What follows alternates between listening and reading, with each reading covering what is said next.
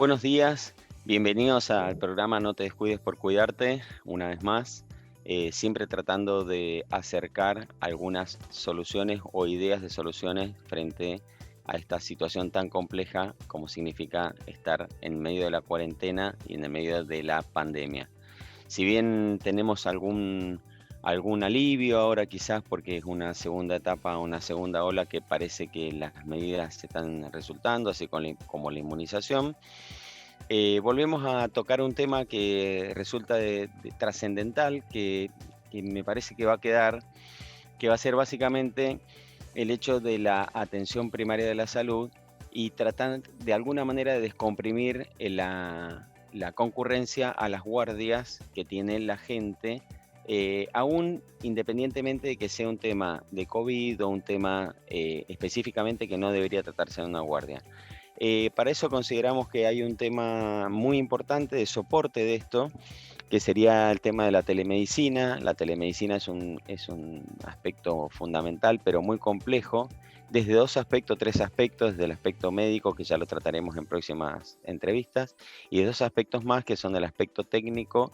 Para eso tenemos hoy al ingeniero Daniel Curti, que nos viene a hablar específicamente desde una gerencia de sistemas de cómo se adoptan, digamos, los aspectos técnicos de la telemedicina, y a la abogada Amalia Razo, que nos va a dar los aspectos legales. Así que sin más, les doy la bienvenida, les agradezco muchísimo y les digo que, bueno, que pasen ustedes a explicar sus aspectos como lo tengan organizado. Creo que comienza Daniel Curti, así que adelante, Daniel. Bueno, muchas Bienvenido. gracias, Eduardo. Gracias, Eduardo. A ver, respecto a lo que es la telemedicina, primero voy a definirlo un poco como el uso de la tecnología de la información y las comunicaciones en lo que es el ámbito de la salud y actividades relacionadas, y principalmente la telemedicina se puede usar en diferentes ámbitos de la salud, como por ejemplo la prevención, el tratamiento, el diagnóstico, la educación, la investigación, y todo lo que tiene que ver con apps o seguimiento de tratamientos. Entonces, hoy en lo que es la atención primaria de salud, la telemedicina ayuda a que, por ejemplo, a través de lo que se llama específicamente telesalud, que sería que, por ejemplo, un paciente pueda tener una prestación médica a través de medios tecnológicos. Eso descomprime, por supuesto, las guardias y los centros primarios de salud, y también permite, por ejemplo, no solo a nivel paciente-médico, sino también a nivel médico-médico, cuando hay interconsultas, donde hay un especialista que, por factores principalmente de distancia, el médico no tiene contacto con un especialista en el mismo lugar. También entre instituciones, en eso creo que el Garraham es especialista, donde hay una red nacional de instituciones que se comunican a través de lo que es la telesalud. En lo que es, también se puede usar en teleeducación, en este caso no aplicaría porque estamos hablando de atención primaria, y en el otro caso que puede utilizarse muy importante es el tema del teleregistro, donde el principal uso es la historia clínica electrónica, ¿sí? Todavía no muy usada en este país, pero que creo que estamos en vías de tener algo más común respecto a historia clínica electrónica, donde todos creemos que es un soporte necesario para que cualquier persona, de vuelta, con factor de distancia, digamos, respecto a centros médicos, pueda tratarse en cualquier lugar en donde esté sin tener que trasladarse, y donde cualquier médico pueda acceder a esa historia clínica sin tener que moverse. Ya es viejo el tema de sacar turnos o tener derivaciones a través de sistemas técnicos, pero bueno, también hoy en día se están usando las apps para hacer seguimiento de pacientes, bueno, la aplicación Cuidar para poder hacer lo que es el registro de la gente y la movilización. Así que todo lo que es las apps se están usando principalmente para lo que es seguimiento de los tratamientos y para poder hacer cuestiones públicas de salud, ¿sí? Desde el punto de vista técnico hay algunos temas, como por ejemplo la seguridad de la información, es un tema crítico que hay que tratar, la interoperabilidad, que es que los diferentes sistemas hablen entre sí, entre el público y el privado, y entre los privados, y el acceso a la conectividad, ¿sí? Esos son factores críticos técnicos que tienen que ver con la implementación de la telemedicina. Desde el punto de vista social y legal, creo que Amalia puede ampliar un poco más. Bueno, muchísimas gracias, Amalia. Gracias, Escuchamos. Dani. Buen día, Eduardo. Bueno, un poco yo voy a hablar de la contracara, ¿no? O de la perspectiva que estas herramientas tecnológicas y estas prácticas tienen, digamos, el impacto que tienen en los derechos a los pacientes. Si bien hasta hace pocos años atrás la ley y los fallos, digamos, reprochaban severamente este tipo de prácticas, hoy en día la perspectiva a raíz de la pandemia ha cambiado, pero sin perjuicio de ello hay ciertos riesgos o ciertos interrogantes que merecen la pena plantearlos. Por ejemplo, vemos con mucha preocupación el tema del tratamiento de los datos, ¿no?, de los pacientes, ya que en el afán de prestar estos servicios a distancia, muchas veces los profesionales o las instituciones médicas utilizan plataformas que no son del todo seguras o son bastante frágiles a la hora de preservar la privacidad de estos datos, ¿no?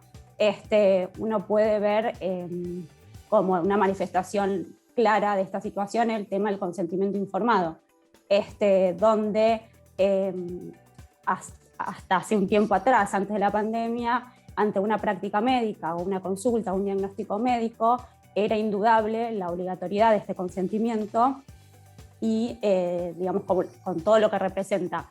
Hoy por ahí esa obligatoriedad, si bien sigue siendo innegable, un poco se resignifica en el sentido que el paciente, ante el apuro o la necesidad de recibir atención médica a distancia, o no se cuestiona, digamos, el derecho a la información, o ante estos dos dilemas, entre recibir un servicio de salud y la potencial vulnerabilidad de su privacidad, opta obviamente por utilizar estas plataformas y recibir esa atención médica a distancia.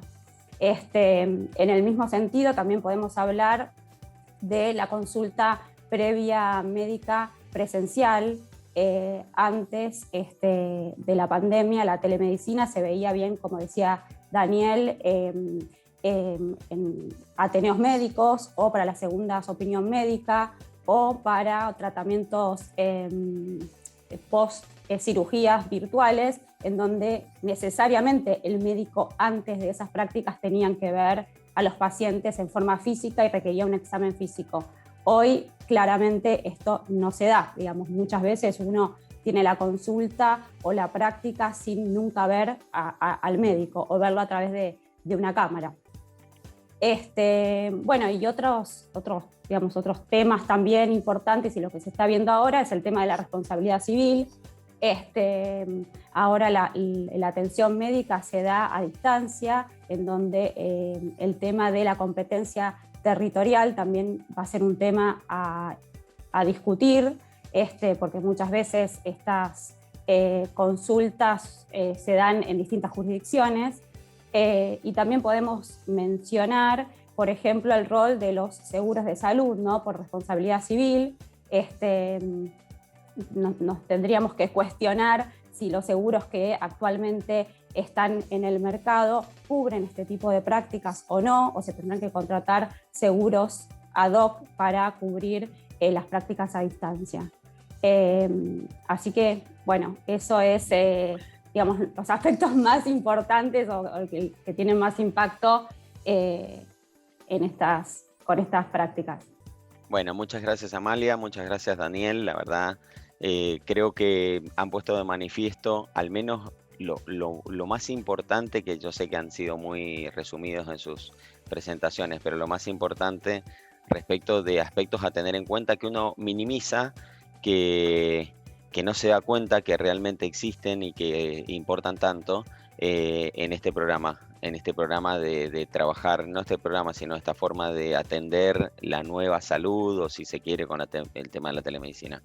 Que no dejamos de decir que es una herramienta de la atención primaria, que es lo que nosotros estamos abordando desde No te descuides por cuidarte y desde una responsabilidad social empresaria de Grupo Lafken. No dejamos de agradecer a todos los que nos auspician. Muchísimas gracias.